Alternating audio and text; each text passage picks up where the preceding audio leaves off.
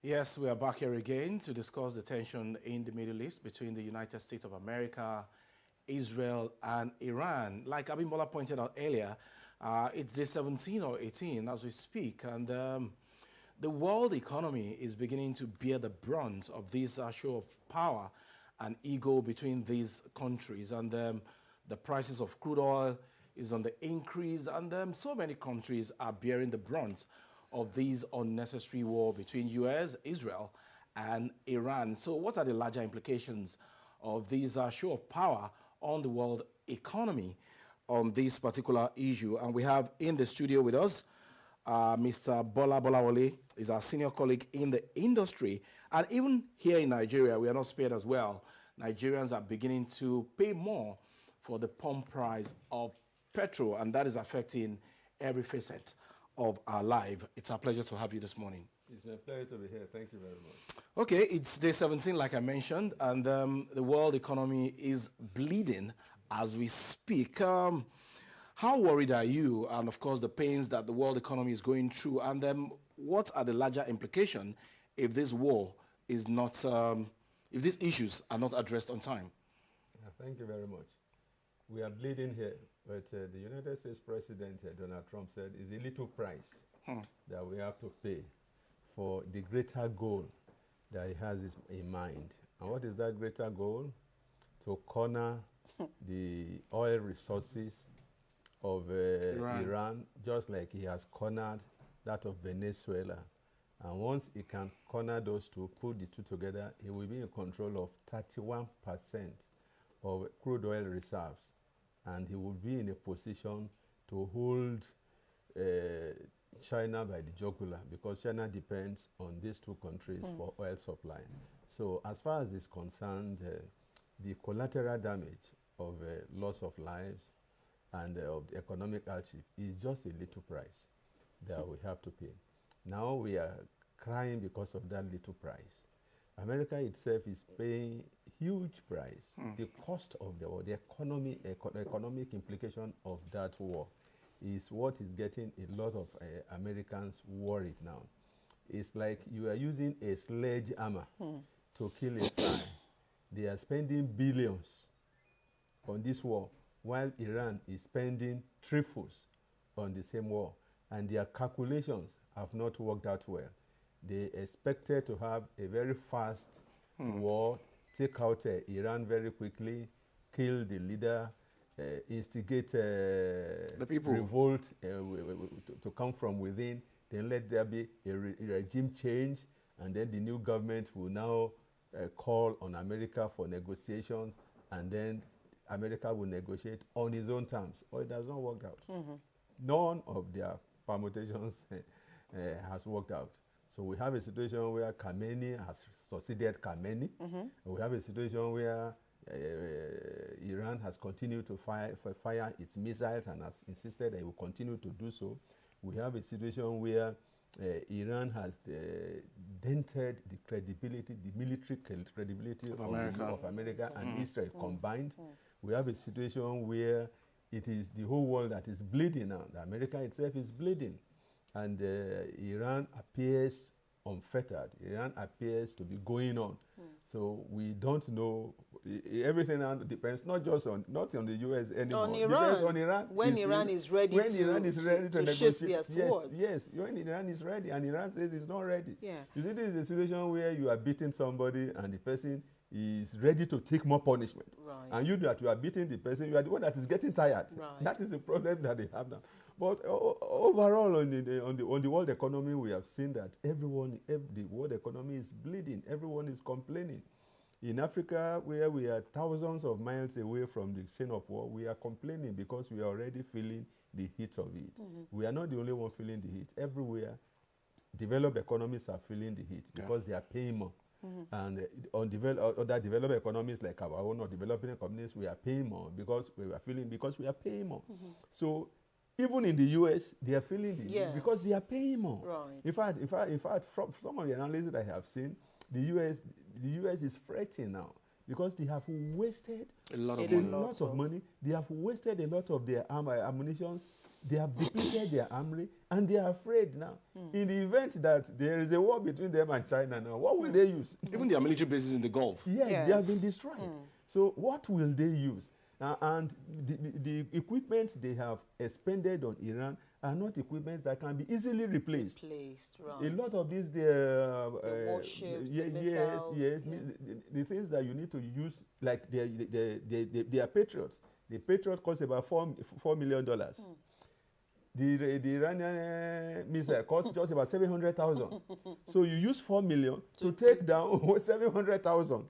And these ones can fire 40, 50 of those 700,000, while you cannot afford to fire many of yours. So you have to decide whether to allow the missiles to go in, or you want to continue to spend 4 million to take down 700. And once you do that, it will take you another 15 to 18 months to replenish. It's not something that you can quickly go there and replenish. So and what that will be detrimental to the economy of the US. It's detrimental to the economy, detrimental to their security. Because in the event that you now have to fight a war with a bigger power than Iran, what will you use when you have used decimated all your energy on this small country? Right. I think it has become, this is a case of you plan. But it has not gone the way you've planned. Not gone the way I like how you've looked at it this way, because again, we've looked at how the US from the onset deliberately have been on this route systematically for some reason, wanting to again say that Iran cannot develop nuclear weapons. They cannot, and even till tomorrow, Donald Trump is even still saying that he has to be the one to choose the new leader of Iran, despite the fact that, they have Khamenei's son there. But in all of this, can we also look at the silent incursion or the silent role that Israel has played in this? Because we know that, yes, it's a joint attack by Israel and the U.S., but all fingers have been pointing to the U.S. because they have been the ones shouldering this attack. But I'm sure that a pinch from the Israeli leader must have definitely triggered Donald Trump to have gone through this route. Remember that prelude to this particular strike, they had agreed to negotiate. In fact, they were talking before this attack came. So it felt like they took Iran on surprise. But at the end of the day, they were the ones that were actually surprised. So let's look at how Israel has also played a role here in what we're seeing today. Yeah, thank you very much. It is not just that Israel played a role. It is that this is Israel's war. The attack on Iran is Israel's attack. Right. It is just that it is the U.S. that has shouldered. The U.S. just came to carry on its shoulders another person's burden. This is Israel's burden. You don't forget that before this time out, Israel had attacked Iran. True. And had destroyed what they call their military capabilities. They have killed about 40 of their scientists and things like that. It was Israel. In the past, what the U.S. was doing before Donald Trump came was giving Israel diplomatic support, making sure that when you bring their matter to the United Nations, they will veto it, supplying them with ammunition, supplying them with resources, financing them and things like that, giving them logistic technical support, staying in the background, in the shadow, and allowing Israel to fight its war with Iran. But this time around, instead of doing that, Donald Trump carried the war on his own head and began, not even that he was even collaborating with Israel, he deliberately led the attack, with Israel now following. Israel now has been happy to stay in the shadow now and allow Donald Trump to be in front and to receive all the flag. Every finger now is pointing at Donald Trump. And not at Iran. Meanwhile, the two of them jointly carried out the attack that killed Khamenei. But now everybody is pointing at Donald Trump. Donald Trump, that is the one that killed the Iranian leader. So Trump had always believed that Iran had to be wiped out, even as a youth, even when he was not in politics. When I read I listened to an interview of his when he was a youth. What was it, 20-something, 30-something? And he was saying that Iran had to be taken out. And they were asking him, will you go into politics? He said no, he would not go into politics. He never knew he would go into politics. Be president, he would be right. president. But he already had that mindset. So getting into power now, he believes that he has to do it. And he believes that he is the one that will do it. And if he does not do it, it can't be done. So that is why he is now leading. There was no reason for it because they were already negotiating. And what we heard was that the negotiation was even going in the right direction. Right. That Iran was already making concessions. So they now had to attack to prevent that negotiation moving forward, because if they had concluded that negotiation, there would have been no basis for any attack, for this war. So, but they had made up their mind that they must have this war because they thought that they needed it to take out Iran once and for all. They thought that this would be a permanent solution to a problem that has been nagging as far as they are concerned. That was why they decided on this war. They thought that this was the right time for them to get a regime change because of the problems within Iran itself, because of the economic problems, economic situation in the place, and the people are already protesting, demonstrating in the streets. We have never had it like this in the past, where Iranians will confront their government, where they decide to die in the streets and things like that, thousands and thousands of them. So they felt that this was the appropriate time for them to strike Iran because of the problem within. So if they can strike Iran, and incite the people, they can incite the people, and then they can kill the leader, then they can be in a position, just like they have done in Venezuela, to decide who the next leader will be, and then there will be their own peace, Pax Americana, Pax Israeli, whatever, in the Middle East, now and forever. So I think those were their permutations. They were not actually interested in reaching peaceful negotiations with Iran. They were just using it as a camouflage. Let us insist that. Because Trump gave an ultimatum. Before so and so time, let there be negotiation. If there is no negotiation, if Iran does not come to the negotiation table, we will attack. And Iran beat the deadline. So they were surprised that Iran beat the deadline. And after beating the deadline, Iran also was playing along. Whether Iran deliberately meant all the concessions it was giving is another thing. Right. Whether it was just using that to buy time and to prevent war is another. Okay. But the negotiation was going well before this attack. Right. Okay, so let's talk about the volatility of the international oil market, precisely the Strait of Hormuz. Of course, Donald Trump over the weekend is calling on his allies to come together with him so that they can protect that particular channel for world oil supply and shipping. So if at the end of the day is not able to get support, that of course would affect supply of crude oil and create more tension in the international market. What should world leaders be doing to avoid this? Because Iran is really taking advantage of that 31%, like you rightly mentioned earlier, to determine what is going to happen to the world. Yeah, you see, it's very unfortunate that America has a president that did not plan before acting. America has a president that talks before thinking. I'm sorry to say that. I'm a lover of America. America has a president that flaunts what he does not have. The same president, Trump, told us that he could keep He could sustain. He could sustain. He could keep that straight. He could keep it open. That he had the capacity to escort ships and make sure that the homos escaped.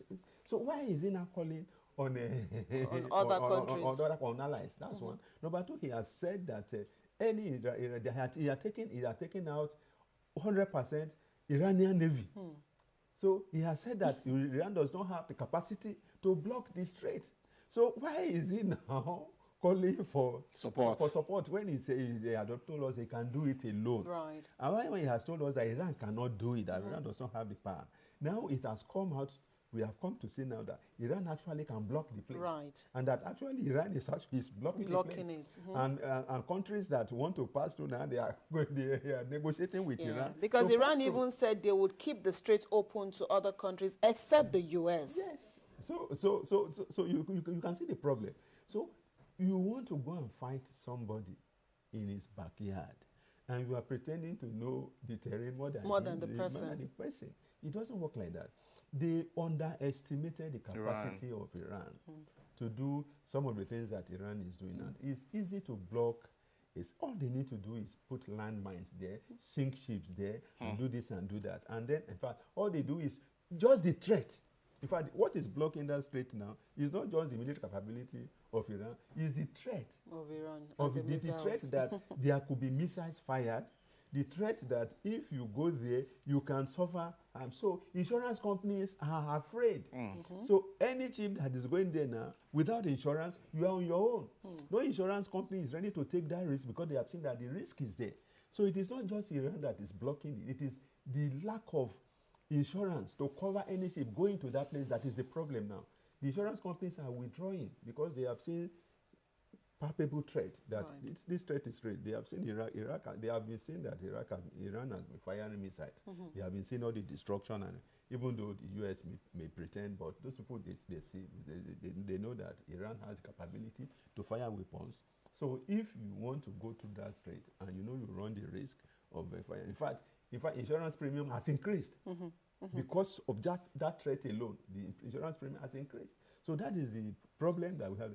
They did not calculate all of this. And then Trump did not also look at the fact that he has antagonized these same allies that is now calling on to come to his support. He has antagonized them with all this is tariff. Who did he not attack with tariff? Even Britain, he attacked Britain with tariff, attacked France with Spain, Canada, everywhere. Right, in China with tariff. The same people that you have attacked, the same people that you have threatened that you will withdraw security in Europe, let them go and provide for their own security, the same people that you have insulted. You're not calling on them.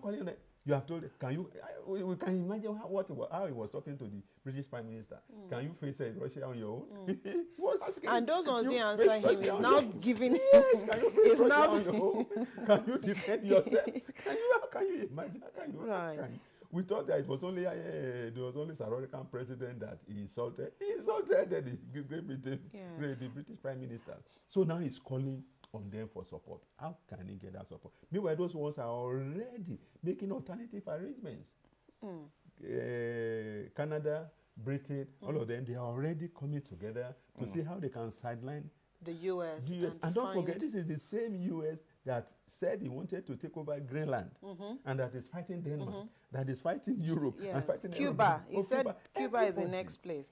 So from all you've mentioned now, we know that most definitely Donald Trump himself is just, is a figure that needs to be studied because, again, if we now look at where this war is at the moment and the fact that Iran is not backing down and they're not even ready to back down, except, of course, they are tired of this war themselves. And looking at the enormity of the disruption also in the Gulf nations that America have its military bases, no doubt there will be disruption in investment, in tourism, because a lot of people are now, afraid to travel. Most definitely, and these are streams of incomes for various countries. Over the weekend, Dubai was attacked Yeah. again, and some Nigerians were even caught up in that, attack. So when we look at investment flows, when we look at tourism, when we look at businesses, investors' confidence, how much damage do we see coming, especially now that, we do not know when there will be an end in sight for these attacks? It's very, very difficult to calculate the damage that the world will suffer from this war. What we have seen already is the damage that has been suffered, but we cannot calculate what is coming, because this war has also taken on the dimension of a proxy war. It's proxy war already. America is fighting the war of Israel, like I have said. Some other countries that are supporters of Iran are not just looking, they are supporting Iran. China is supporting Iran. Russia is North supporting Korea. Iran. North Korea is supporting Iran with weapons, with technology, with intelligence. I read a report that it was the Russia that was telling them where to strike, how to strike, how to evade Patriot, how to evade that. Because from their own experience also in the war with Ukraine, they have seen American weaponry in display, and they have seen how to handle them and things like that. So they are passing on this information to Iran. Iran is using this information. And don't forget that some of the weapons that Iran is using now, they are weapons that they had sold to the Russians, that the Russians are using in Ukraine. They have tested these weapons. They have seen their capabilities. They have seen their faults. They have improved on this. Some of this, they are Sahid. They have improved upon them. America was not aware that they already have those weapons, the long-range missiles. That these weapons can evade some of these their Patriots and things like that, and that and the cost. Initially Russia thought that it would just fight and take over Ukraine overnight. But eventually they realized that it was not going to be possible. So they turned into a war of attrition, slow war, wear the enemy out little by little. Initially they were using sophisticated weapons like the US is doing now. Later they now shifted to using drones, cheap weapons that you can afford to expend, right. to expend like that. That is the technology, the intelligence they are giving to the Iranians. Iranians are using cheap weapons. Iranians are trying now to wear down America, to tie down America, and that is also the tactics that China and Russia would prefer, so that America will be bleeding there, so that they can be wasting their resources there and things like that. And this war will not end. You see, just like now, America is fighting on two fronts. You have the war in Ukraine is there. That was the war that Donald Trump said they will end in 24 hours once he becomes president. He has not been able to end it. They will not allow him to end it because they want to tie him down there. Now he has opened another front there now. They will tie him down there for as long as it is possible. How he is going to extricate himself from Ukraine and also extricate himself from Iran is what I don't know. He ought to have learned from the example of Adolf Hitler. Adolf Hitler during the Second World War, his undoing was that he opened wars on two fronts at the same time. So since then, military generals have learned that you don't open wars on two fronts at the same time. Right. So he has opened war on two fronts now. How he's going to manage those two fronts is what we have to see. Okay, let's come back home here, whether we like it or not. Abimbola and I mentioned it earlier that we're also bearing the brunt of this particular unnecessary war, so to say, because we have started paying more for PMS in Nigeria. In terms of income, Nigeria is gaining more, but back home here, we are suffering and, of course, feeling the pangs of this war. So what do you think the government should be doing to minimize the effect of this war on Nigerians? Let's go back to history. During the Gulf War, we had what we call Gulf Oil windfall. We made a lot of money. Is that not so from that? Why did we make a lot of money then? Number one, we were refining our crude, our products. We were refining. Our refineries were still working. We were refining. We were not importing. So we're not affected by the vagaries of the world importation. prices. Yeah. Now we are affected by the vagaries of importation because now our refineries are not working, we are importing. During that period too, we were meeting our OPEC quota, maybe 2.4 million barrels per day. We were meeting, even exceeding. Now we are not able to meet our quota. If our quota fell down to below 1 million barrels per day during the period of Muhammadu Buhari, it's only now that they are trying to shore it up again. And why? Because number one, aging infrastructure, which we did not replace. Number two, our government was falling behind with its JVC obligations. We were not paying what we are supposed to pay to our joint venture partners so that they can shore up the crude. Yes, discover new oil wells and things like that. And then the corruption now has become so among us that at a point they said that we were even losing about 70-80% of what we were producing. So to oil thieves and things like that, you know. So now our situation has changed from what it was then. So now we don't have refineries, we are importing. We don't have enough crude oil. We are not producing enough crude oil. Even the ones that we are producing, I read a report that in the past we were selling 60%, and we allocated 40% for domestic use. Right. But when our refineries were no longer working, what they did was that the 40% meant for local use, they now sold again up front. That some reports said that they have sold that 40% ahead up to 100 years. Some reports said they have collected the money. The Buhari regime had collected the money and had spent it on what we don't know. Some reports said they collected about 80% of it, that there is about 20% remaining. So now, that's why we have this problem now. If our refineries are working, at least we'll be selling. We'll be selling the 60%, we'll be refining the 40%, the price will be low. We'll be making more money from what we are selling, but and then we'll be enjoying the one we are refining here. But now it's not the case. Even now that we have Dangote refinery, we're not even meeting up the quota we should be giving Dangote. We can't meet up the quota. And then we can't even give Dangote what we're supposed to give Dangote. So you know we must also sell this crude to make foreign exchange. Yes. Nigeria is a country that imports virtually everything and produces nothing. And the dollar is the means of exchange on the international market. So we must make dollar. So that is the problems that we have now. We will make more dollar, technically, because the price of crude oil is going up. Yeah. But we will also have to pay more because the cost of bringing the crude, Dangote is importing crude to supplement what is given locally. And then we also have marketers who are importing, and they will bring this inflation onto us. Definitely. So we will buy, that's what we are doing now, we'll buy fuel, diesel and everything at exorbitant prices. Yes. And that will affect, like you have said, everything. It will affect transportation, what you give your children at school, to go to school, what you pay yourself to commute between home and work. When you go to buy foodstuffs in the market, because transporters have to bring these foodstuffs, they have to everything like that. And everybody will increase prices. Yeah. So that is the problem we have. So everybody is going to be affected. Then apart from that is the fact that the US that is spending so much money on this war will cut aid to African countries. Yeah.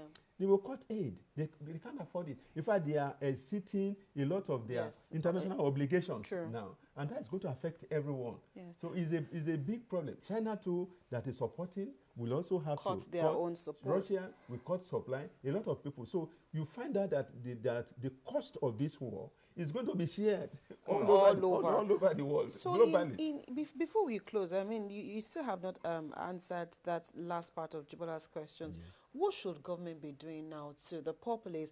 Some people already this morning in the news were already saying that, maybe government now needs to bring back the subsidy they removed from oil or find a way to cushion the effect.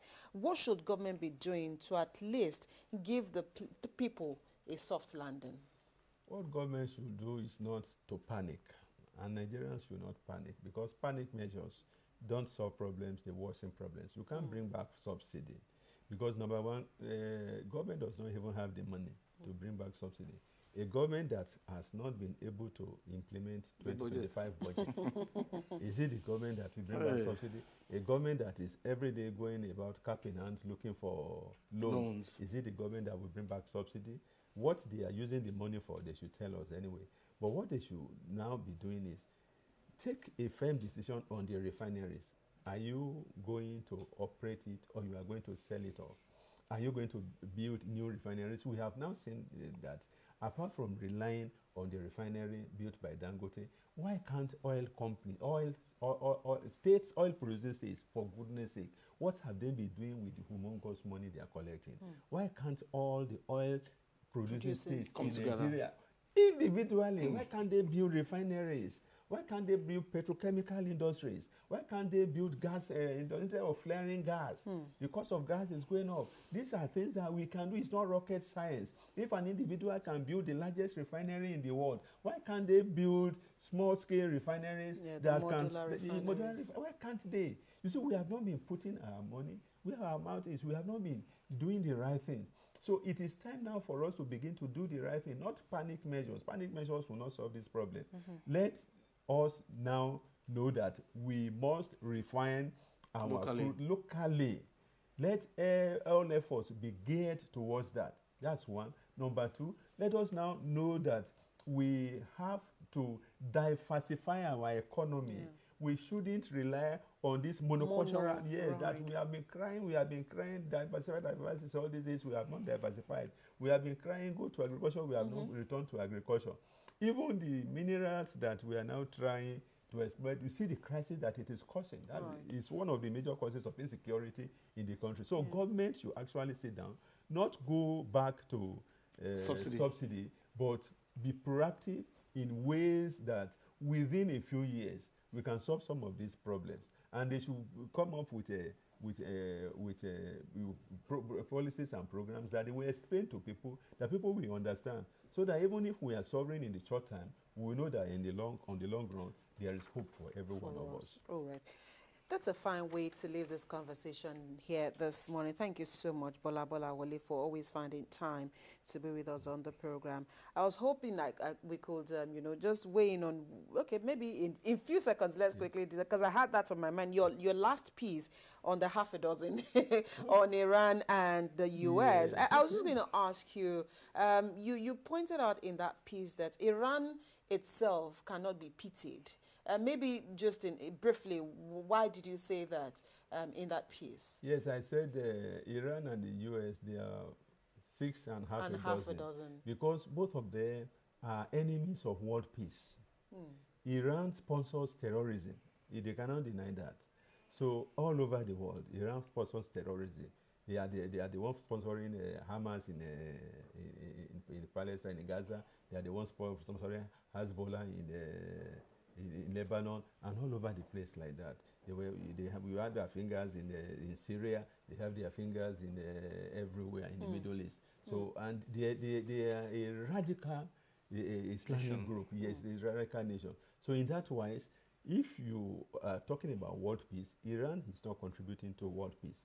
And then the U.S. too is all over the place from the colonial days. We can be mentioning the names of where they've also invaded. Is it killing of Lumumba? Is it Guatemala? Is it Nicaragua? Everywhere like that. They are, and the recent one they did in Venezuela and things like that. So you discover that these two countries have been major contributors to world tension, and that one of them is just like the pot calling the kettle black. That's the way I see the problem. And yet, Donald Trump is angry that he was not given the World Peace Prize. All right, we'll have to leave it here this morning. Thank you so much, Bola Bolawole, for coming on the program this morning. All right, we'll take a quick break. When the conversation returns, Adibimpe and Joy will be here with their Lagos conversation.